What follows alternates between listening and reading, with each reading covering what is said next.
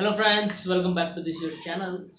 आज हम डिस्कस करने वाले हैं अपना जो नेक्स्ट चैप्टर है, चैप्टर नंबर 5 क्लास 10th। तो चैप्टर 5 के अंदर हम डिस्कस करेंगे अर्थमेटिक प्रोग्रेशन के बारे में। तो अर्थमेटिक प्रोग्रेशन क्या होती है, देखिए अर्थमेटिक प्रोग्रेशन जिसको हम शॉर्ट फॉर्म में एपी भी बोल देते हैं, एपी। तो ये अर्थमेटिक प्रोग्रेशन क्या होता है? सबसे पहले इसकी जो मैथ के अंदर डेफिनेशन है आपकी, वो हम डिस्कस कर लेते हैं। क्या है अर्थमेटिक प्रोग्रेशन? किसे कहेंगे? An arithmetic progression is a list of numbers. ये क्या है? एक नंबर्स, जो कुछ नंबर्स हैं उनकी लिस्ट है। ओके, पहला नंबर, उसके बाद दूसरा नंबर, उसके बाद तीसरा नंबर, उसके बाद चौथा नंबर, उसके बाद पांचवा नंबर। इस तरीके से लिस्ट है हमारी नंबर्स की। इन विच, किस तरीके से? इन विच, जिसमें ईच टर्म, हर एक टर्म क्या हुआ, इज ऑब्टेन, हम प्राप्त कर सकते हैं या हम फाइंड आउट कर सकते हैं हर एक टर्म को। किस तरीके से? बाय एडिंग, जोड़ करके, ए फिक्स्ड नंबर, किसी फिक्स नंबर को। फिक्स नंबर वो चेंज नहीं होगा, हर टर्म के लिए बात कर रहे हैं वो, हर टर्म के लिए वो फिक्स नंबर सेम होगा। तो किस में जोड़ करके? फिक्स नंबर किस में जोड़ना आपको? टू द प्रीसीडिंग टर्म, पीछे वाली टर्म की। जो भी टर्म आप कोई भी टर्म आप निकाल सकते हो कि पहले निकाले, दूसरे निकाले, तीसरे निकाले, चौथे निकाले, पांचवे निकाले। उसमें क्या करने हैं, हमें एक फिक्स्ड नंबर होना चाहिए, वो हम उससे पीछे वाली टर्म के अंदर ऐड कर देंगे तो हमें क्या मिल जाएगी? आगे वाली टर्म मिल जाएगी। Except the first term, first term को छोड़ करके, फर्स्ट टर्म की बात नहीं कर रहा है वो, क्योंकि फर्स्ट टर्म से पीछे कोई टर्म है ही नहीं, तो आप ऐड किस में करोगे? इसलिए फर्स्ट टर्म की बात नहीं कर रहा है वो। Second, third, fourth, fifth, six, seventh, आगे जितनी भी टर्म है, अगर आप किसी की भी टर्म की बात करोगे, उससे पीछे वाले टर्म में वो फिक्स नंबर ऐड कर दीजिए, तो आपकी वो क्या है, आपको एक जो है, आपको जो अगली टर्म मिल जाएगी। तो इस तरीके से जो एपी है, मान लीजिए वो फिक्स टर्म, अगर मान लो सी है, इसमें अगर पहले फर्स्ट टर्म के अंदर मैं सी जोड़ दूंगा तो ये मिल जाएगा, फिर इसके अंदर फिर से सी जोड़ दूंगा तो ये मिल जाएगा, फिर से सी जोड़ दूंगा तो फिर ये मिल जाएगा, फिर से सी जोड़ दूंगा तो फिर ये मिल जाएगा। मतलब हर टर्म में हम एक फिक्स नंबर ऐड करेंगे दोनों टर्म के बीच में, तो हमें अगली टर्म मिल जाएगी। मतलब पहली जो भी टर्म है आगे वाली, पिछली टर्म से सी ज्यादा होगी। ओके, मतलब कहने का मतलब उनका जो डिफरेंस है वो कितना होगा? फिक्स नंबर होगा जो हमने ऐड किया है। तो मतलब क्या है कि एक ऐसी नंबर्स की लिस्ट जिसमें किसी भी दो टर्म के बीच में, चाहे इन दोनों टर्म की लगातार जो टर्में हैं उनकी अगर हम बात करें, उनमें सब में क्या हो? डिफरेंस सेम, उनमें जो गैप है वो क्या हो? सेम। तो जिसको हम बोलेंगे कॉमन डिफरेंस। कुछ एग्जांपल देखते हैं, उसके बाद आपको क्लियरली समझ में आ जाएगा। फॉर एग्जांपल जैसे हम जो है कुछ एग्जांपल देख लेते हैं। फर्स्ट टर्म को मैं 4 ले लेता हूँ, और जो फिक्स नंबर मैं ले रहा हूँ आप अपने हिसाब से ले लीजिए। अगर मैं 2 लेता हूँ तो देखिए 4 में 2 ऐड करूंगा तो मेरे को अगली टर्म मिल जाएगी 6, फिर 6 में फिर से 2 ऐड करूंगा तो अगली टर्म मिल जाएगी 8, फिर से 2 ऐड करूंगा तो मेरे को मिल जाएगा 10, उसके बाद फिर से 2 ऐड करूंगा तो मेरे को मिल जाएगा 12, उसके बाद फिर से 2 ऐड करूंगा तो मेरे को मिल जाएगा 40। तो ये इस तरीके से चलता रहेगा। ये क्या है? एक एपी है, क्योंकि हमने बनाई इस तरीके से है जैसे उसने कहा था। मतलब अब इनके अंदर हर टर्म के अंदर देखो 2 का डिफरेंस, यहाँ पर भी 6 और 8 2 का डिफरेंस, यहाँ पर भी 2 का डिफरेंस, यहाँ पर भी 2 का डिफरेंस, यहाँ पर भी 2 का डिफरेंस। तो जैसे उसने डेफिनेशन में बोला है, अगर इसको हम इजी वे में अगर करने की कोशिश करें तो इस एपी किसे कहेंगे हम? जिसके अंदर हर दो टर्म के बीच में जो डिफरेंस है वो क्या रहना चाहिए? सेम रहे। कि किन्हीं भी दो टर्म्स के बीच में क्या रहे? डिफरेंस हमेशा क्या रहे? सेम रहे। इस तरीके के जो होंगे वो आपके क्या होंगे? एपी होंगे। और जिनमें अगर डिफरेंस सेम नहीं आता है, किसी भी एक जो है, किसी भी दो टर्म में अगर डिफरेंस सेम नहीं आता है तो वो क्या होगी? आपकी एपी नहीं होगी। ओके, तो इस तरीके से कुछ और एग्जांपल देखो। जितनी भी हमारी टेबल्स मीन 2 की टेबल, 2 2 जा 4, 2 3 जा 6, 2 4 जा 8, 2 5 जा 10, 2 6 जा 12, चलते रहेंगे। सब में 2 2 का गैप मिलेगा। 5 की टेबल ले लीजिए, 5 1 जा 5, 5 2 जा 10, 5 3 जा 15, 5 4 जा 20, 5 5 जा 25, 5 6 जा 30, सब में 5 का गैप मिलेगा सबके अंदर। इसी तरीके से आप 20 की टेबल लेंगे,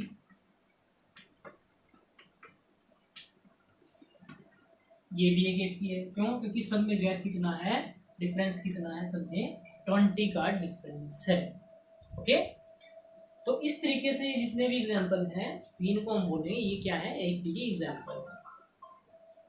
अब क्या है, कोई भी अगर एपी लिख लेते हैं 2 4 6 8 10 12, इस तरीके से ये एक एपी का एग्जांपल मीन्स क्या है, लिस्ट ऑफ नंबर्स है।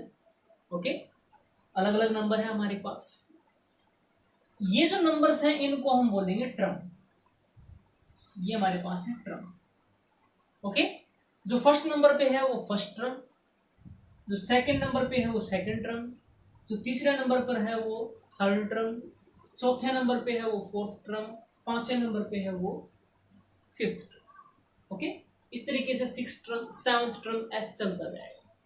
किसी भी ट्रम को हम दिखाएंगे स्मॉल ए से, किसी भी ट्रम को हम दिखाएंगे किससे, स्मॉल ए से। और जितने नंबर की ट्रम है, मीन्स पहली ट्रम है तो इसके सामने यहाँ छोटा सा, इसके पांव के सामने ये लिख देंगे पहली ट्रम A1। अगर दूसरे नंबर की ट्रम को दिखाना हो तो ए ही लिखेंगे, या इसके सामने लिख देंगे हम A2। इसी तरीके से तीसरे नंबर की ट्रम को हम लिखेंगे A3 A4।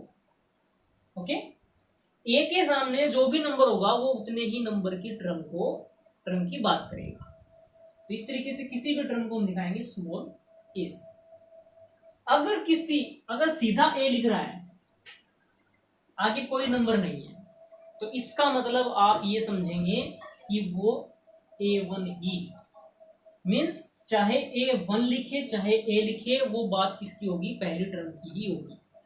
अगर मान लो कोई नंबर नहीं लिखा हुआ, इसका मतलब वो कौन सा ट्रम है, पहली ही ट्रम। ओके, उसके बाद कॉमन डिफरेंस की बात करते हैं। अब एपी में होता क्या है, एक तो पहली ट्रम पता होनी चाहिए, क्योंकि पहली ट्रम के बारे में तो उसने बात की ही नहीं थी डेफिनेशन में, पहली ट्रम तो आपको पता होनी चाहिए। उसके बाद एक फिक्स्ड नंबर पता होना जिसमें हम ऐड करते जाएं और हमें आगे से आगे मिलता रहे।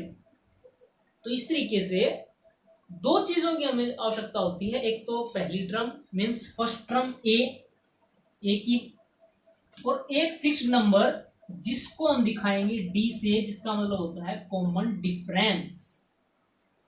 मतलब सब में जो डिफरेंस है वो क्या है, सेम। तो दो चीजों की आवश्यकता, ये जो फिक्स्ड नंबर है हमारा वो ये ही है। Okay, D. तो दो किसी भी एपी को में फाइंड आउट करने के लिए दो चीजों की आवश्यकता होती है, दो मेन चीज की, एक तो ए और एक डी। तो ये बात आप बिल्कुल ध्यान रखेंगे, किसी भी एपी के लिए दो चीजें बहुत जरूरी हैं, एक ए और एक डी। अब डी कैसे निकलता है किसी भी एपी को देखने के बजाय, देखिए कोई भी टर्म ले लीजिए आप, फर्स्ट टर्म को छोड़ करके A2 ले लीजिए।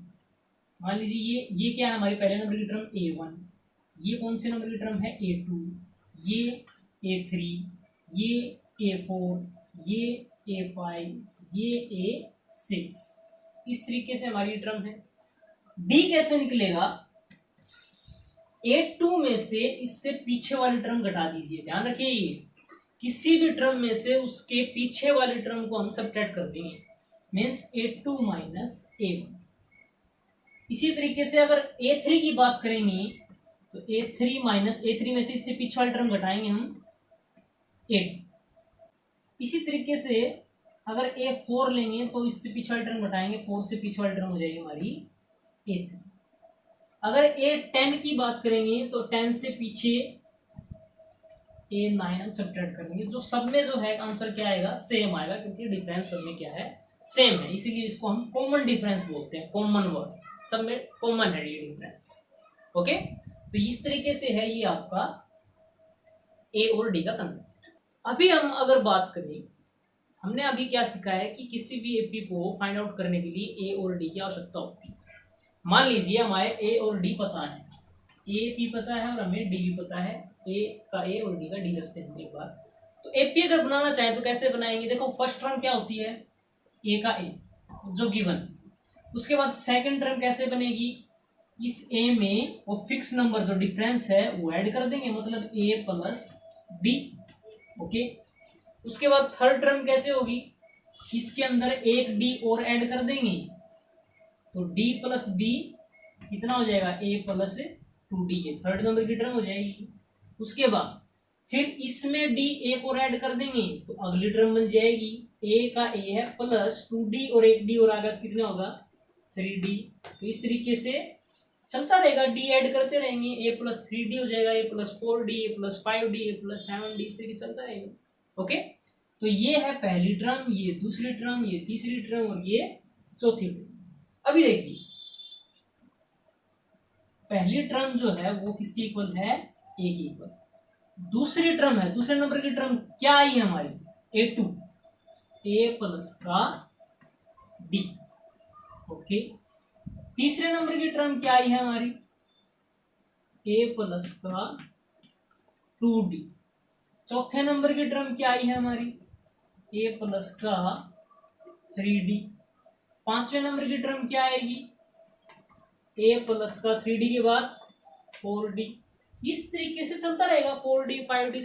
अब यहाँ पर एक कंसेप्ट देखिए क्या है, देखिए इसको अगर हम चेक करें, ए ये तो सब में सेम है, इसमें प्लस 0d में कर देता हूँ, 0 की डी से मल्टीप्लाई कोई फर्क नहीं पड़ेगा। हाँ तो सब सेम है, ए तो सब में रहेगा। कोई भी टर्म की बात करेंगे, 5वीं 6वीं 10वीं 11वीं 12वीं, तो ए तो सब में सेम है, वो तो आएगा ही आएगा। ओके, डी डी डी ये भी सब में सेम है। यहां से क्या है, यहाँ 0 आ गया, यहाँ 1 आ गया, यहाँ 2, यहाँ आ गया 3। देखो यहाँ 1 था तो यहाँ 0 हो गया, यहाँ 2 था तो यहाँ 1 हो गया, यहाँ 3 था तो एक कम हो गया 2 बन गया, 4 था 4 में से एक कम कर दें तो यहाँ 3 आ गया, 5 है तो एक कम कर देंगे तो 4 आ जाएगा। मतलब क्या है कि कोई भी टर्म अगर आप लेंगे, अगर मान लो 10 की टर्म लेंगे तो ए तो रहेगा, प्लस डी के साथ कितना आएगा, जितने नंबर की टर्म है उससे एक कम करके लिखेंगे, मतलब 10 है तो एक कम कर देंगे, मतलब कितना 9। ओके, तो अब हमें ये अगर मान लो हमें 50वीं टर्म निकालनी हो, 50वीं टर्म निकालने के लिए हम ऐसे नहीं करेंगे कि आप पहले फिर डी ऐड करते रहेंगे, पहली टर्म निकाल ली, दूसरी तीसरी चौथी 5वीं 6वीं 7वीं 8वीं 9वीं 10वीं, हमें चाहिए सीधी 50वीं टर्म। सीधी 50वीं टर्म के लिए बीच की टर्म की हमें कोई आवश्यकता नहीं है, वो एक्स्ट्रा काम है हमारा, वो हम नहीं करेंगे, हम डायरेक्ट करेंगे। हमने इसी के लिए अगर हम फार्मूला बनाना चाहें तो कैसे, हम nth टर्म की बात करेंगे। nth means general term, n की जगह आप कुछ भी रखेंगे वही, n की जगह 1 रखेंगे तो पहली टर्म, 2 रखेंगे तो दूसरी, a2 हो जाएगा। n की वैल्यू कुछ भी हो सकती है, 1 2 3 4 5 6 नेचुरल नंबर जितने भी हैं, यहाँ n की वैल्यू जो भी रखेंगे वही टर्म आपकी कैलकुलेट हो जाएगी। ओके, तो ये कौन सी टर्म हमारी, जनरल टर्म की मैं बात कर रहा हूं, इसको बोलते हैं जनरल टर्म या nth टर्म। तो वो कैसे, अब क्या है कि ए तो सब में सेम है, यहां जितना है डी के साथ उसकी मल्टीप्लाई करनी है कम करके। अब n है तो n में से एक हम कम कर देंगे और उसकी मल्टीप्लाई डी के साथ। तो ये जो फार्मूला है जनरल टर्म का फार्मूला आपका बन जाता है कि nth टर्म का फार्मूला क्या होगा, a प्लस का n माइनस 1 इंटू डी। इस फार्मूले को आप ध्यान में रखेंगे, ये हम बार बार यूज करेंगे। बहुत ही इंपॉर्टेंट फार्मूला हमारा कि किसी भी एपी की जनरल टर्म का फार्मूला या nth टर्म का फार्मूला क्या होगा, a n is equal to a plus का n minus 1 into d. Okay, और इसी को ही अगर यहाँ पर अगर हमें ए 50 टर्म निकालनी है तो ए प्लस का n की जगह 50 माइनस 1 कितना 49d। इस तरीके से ये फार्मूला आपका काम करता है। अभी हम करते हैं कुछ क्वेश्चन डिस्कस। एक्सरसाइज 5.1 का फर्स्ट क्वेश्चन है, तो उसमें हमें जो 4 पार्ट है फर्स्ट क्वेश्चन के, उसमें हमें यही बताना है कि वो एपी बना रहे हैं या नहीं बना रहे, प्रॉब्लम्स हैं। जैसा कि फर्स्ट पार्ट हमारे पास, the taxi fare after each kilometre, हर एक किलोमीटर के बाद जो टैक्सी का किराया है, when fare is ₹15 for first kilometre, पहले किलोमीटर के लिए कितना फेयर है, फेयर फॉर 1 किलोमीटर के लिए कितना फेयर है 15 rupees, okay. And ₹8 for each additional kilometre, और जितना किलोमीटर आप आगे जाएंगे हर एक किलोमीटर के लिए 8 रुपए आपके लगते जाएंगे। तो फेयर फॉर 2 किलोमीटर के लिए कितना हो जाएगा, 15 + 8 इज इक्वल टू कितना, 23 रुपीज। 3 किलोमीटर के लिए कितना हो जाएगा आपके पास, 23 के अंदर फिर से आप 8 ऐड कर देंगे तो ये हो जाएगा आपका 31। 4 किलोमीटर के लिए कितना हो जाएगा आपका, 31 + 8 इज इक्वल टू 39। इस तरीके से अगर फेयर की बात करें तो 1 किलोमीटर के लिए पहले 15, फिर 23, फिर 31, फिर 39। तो ये क्या है, एक लिस्ट ऑफ नंबर आ गई। अब इसको ये चेक करना है कि ये एपी है या नहीं है। अब एपी कैसे चेक करते हैं, देखिए A2 में से A1, इसका और इसका डिफरेंस चेक करेंगे। A2 - A1 कितना, 23। सबसे पहले 23 माइनस का 15 कितना आएगा, 8 आ रहा है। उसके बाद A3 - A2, थर्ड टर्म में से सेकंड टर्म घटाएंगे, मीन्स 31 - 23 वो कितना आ रहा है, 8 आ रहा है हमारे पास। उसके बाद A4 - A3, इसमें से 39 में से 31 घटाएंगे तो वो भी कितना आ रहा है हमारे पास, 8 आ रहा है। इस तरीके से सब में डिफरेंस सेम है, तो सब में डिफरेंस सेम है, so difference is common, so difference is common, so it is AP. ये क्या है, एपी है। जिसमें डिफरेंस कॉमन आ रहा है, सब में सेम आए तो उसमें क्या होगा, वो एपी होगा। नेक्स्ट हमारे पास second question, second part, the amount of air present in a cylinder. क्या है, किसी सिलेंडर के अंदर जो हवा है, when a vacuum pump removes 1/4 of the air remaining in the cylinder at a time. एक टाइम के अंदर क्या करता है, जो इसमें से है एक वैक्यूम पंप है, वो हवा निकाल लेता है, ओके। और एक टाइम में कितनी, जितनी भी हवा है उसका 1/4 कर देता है, जितनी भी हवा है उसका 1/4 निकाल देगा। उसके बाद फिर जितनी हवा बचेगी उसका फिर चौथा हिस्सा निकाल देगा, फिर से चौथा हिस्सा निकाल देगा, फिर से चौथा हिस्सा निकाल देगा। तो जो उसमें एयर प्रेजेंट है, जितनी पहले टाइम में, फिर सेकंड टाइम में, फिर थर्ड टाइम में, तो उस एयर से, वो एयर की जो अमाउंट है, क्या वो एपी बना रही है, हमें यही चेक करना है, ओके। लेट कर लेते हैं, let air present in cylinder,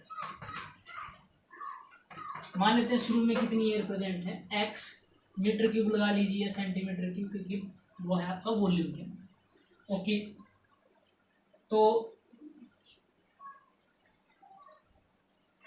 air removes in first time, तो फर्स्ट टाइम में कितनी एयर रिमूव करेगा वो, जितना x था उसका चौथा हिस्सा। तो रिमेनिंग एयर, तो उसमें कितनी हवा बच गई, x में से x/4 तो उसने बाहर निकाल दिया, तो एलसीएम लेके करेंगे तो 4x - 1x 3x/4, ओके। तो ये हो गया फर्स्ट टाइम। तो air removes in second time, second time में कितना एयर रिमूव करेगा वो, अब कितनी बच गई उसमें एयर, 3x/4 बच गई है, तो उसका भी चौथा हिस्सा कर देगा वो। चौथा हिस्सा करेंगे तो डिवाइड बाय 4 से और मल्टीप्लाई हो जाएगी, 3x/16। तो एयर कितनी हो जाएगी, रिमेनिंग एयर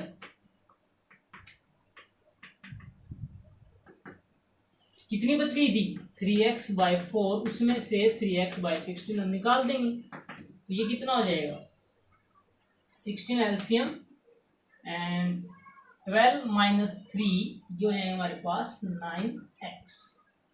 तो ये काम करेगा हमारा। फर्स्ट टाइम में जो थी वो A1 फर्स्ट टर्म बनेगी हमारी। देखिए एयर कैसे प्रेजेंट, हमारे पहले x थी, फिर कितनी रहेगी हमारे पास 3x/4, फिर कितनी रहेगी हमारे पास 9x/16।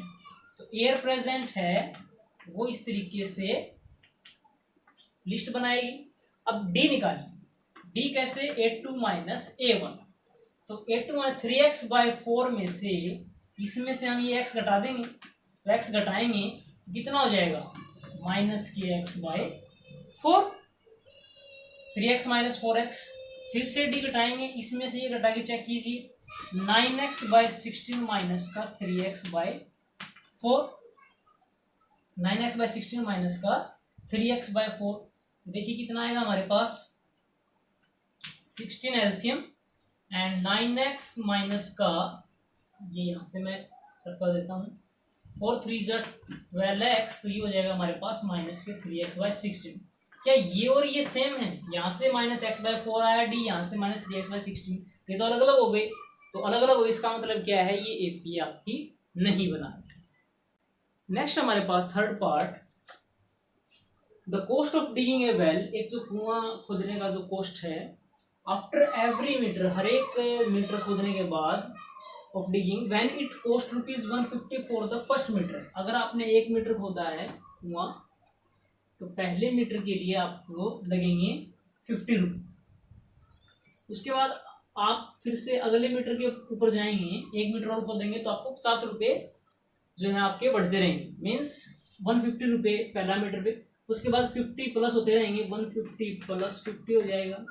उसके बाद फिर से 50 एक बार और ऐड हो जाएगा अगले मीटर के लिए, फिर अगले फिर 50 ऐड करते हैं। मतलब ये जैसे एपी बनती थी, जिस तरीके से हमने डेफिनेशन पढ़ी थी, इस तरीके से 50 ऐड हो रहे हैं, सब मीटर के बाद 50 ऐड हो रहे हैं, तो कॉस्ट 50 बढ़ता रहता है। तो ये एपी बना रहे हैं हम। इसको लिखने का तरीका है वो आप लिख लेंगे, आप कॉस्ट फॉर फर्स्ट मीटर 150। मैं सीधी लिस्ट ऑफ जो एपी बना रहा हूँ, so cost of digging per metre या लिस्ट ऑफ कॉस्ट, वो क्या हो जाएगी, पहले के लिए हो जाएगा 150, उसके बाद 50 ऐड करेंगे तो 200, 200 के बाद 50 और ऐड करेंगे 250, उसके बाद 300। तो 300 में से ये घटाएंगे, तो 300 माइनस 250 इज इक्वल टू 50। ये जो है हमारा डी आएगा। उसके बाद डी जो है A3 में से A2 घटाएंगे, तो 250 माइनस का 200 इज भी 50 आएगा। और उसके बाद डी A2 में से A1 घटाएंगे, तो मतलब 200 में से 150 घटाएंगे तो वो भी कितना आएगा, 50 आएगा। तो डिफरेंस सेम है, इस वजह से क्या आएगा आपका एपी बनेगा। ये बिल्कुल ही जैसे हमने फर्स्ट पार्ट किया था, बिल्कुल ही वैसा ही पार्ट है। नेक्स्ट हमारे पास फोर्थ पार्ट, देखिए क्या है, the amount of money. Amount की बात कर रहा है,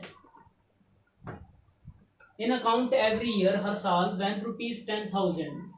तो जैसे प्रिंसिपल है वो आपका 10,000 and is deposited at compound interest. Compound interest की बात कर रहा है एट 8% पर एनम, और जो रेट है वो है 8% पर एनम। ओके, तो कंपाउंड इंटरेस्ट में जो अमाउंट का फार्मूला होता है वो होता है हमारे पास P × 1 प्लस R/100 की पावर टाइम्स। ओके, तो ये फार्मूला आप पहले क्लासेस में करके आ चुके हैं।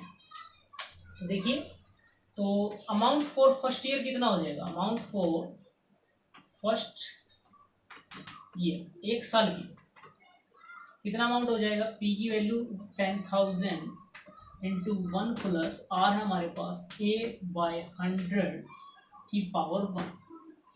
ये हो जाएगा हमारे पास 108/100। ये और ये कैंसिल हो जाएंगे, ये हो जाएगा 108 इस तरीके से। उसके बाद फॉर सेकेंड ईयर के लिए जो अमाउंट है वो कितना हो जाएगा, 10,000 1 प्लस 8/100 की पावर 2, ये हो जाएगा 10,000 108/100 का स्क्वायर। उसके बाद थर्ड ईयर के लिए ये हो जाएगा हमारे पास 10,000 इस तरीके से 108/100 की पावर क्यूब। तो अगर इनको हम करके देखें, यहाँ अगर इसको भी अगर हम कट ना करें, इसको भी हम ऐसा ही छोड़ देते हैं और 1, तो देखिए कैसे, इसको मैं रख कर देता हूँ, ये हमारा A1, ये A2 एंड ये A3। तो A2 माइनस A1, इसमें से ये सब्ट्रैक्ट करेंगे तो 10,000 108/100 के स्क्वायर माइनस का 10,000 108/100 की पावर 1। जो चीज़ कॉमन आ रहा है वो ले लीजिए, मीन्स 10,000 दोनों में से कॉमन, एंड 108/100 भी कॉमन, तो अंदर रह जाएगा 108/100 माइनस 1। तो अंदर क्या रहेगा हमारे पास, ये कैंसिल कर लीजिए आप, ये हो जाएगा 10,800 एंड इसको करेंगे तो ये हो जाएगा हमारे पास 8/100। ओके, सिमिलरली इसको भी अगर आप सब्ट्रैक्ट करेंगे तो यहाँ से देखिए, इसमें से ये सब्ट्रैक्ट करेंगे तो कॉमन क्या आएगा हमारे पास, 10,000 दोनों में अंदर है, तो 108/100 के स्क्वायर, दो पावर हम कॉमन ले लेते हैं, इसमें से हम ये घटाएंगे, यहाँ एक पावर एक्स्ट्रा रह जाएगी ब्रैकेट के अंदर 108/100 माइनस का, और यहाँ हो जाएगा 1, क्योंकि यहाँ से स्क्वायर हमने बाहर रख दिया। तो अंदर तो ये वही बनेगा 8/100, इसको मैं दे देता हूँ 108/100, सॉरी 8/100, तो यहाँ हो जाएगा आपका 108 मल्टीप्लाई 108 एंड उसके बाद 50, इस 2 0 से ये 0 कैंसिल, और ये 2 0 से ये 2 0 कैंसिल, तो ये जो है इसको 2 0 से ये कैंसिल कर लीजिए, तो 8 के 108 की मल्टीप्लाई करेंगे, और ये जो है ये आपके इक्वल नहीं है, तो डी आपका इक्वल नहीं आएगा, तो इस वजह से क्या होंगे, ये आपकी एक भी नहीं है।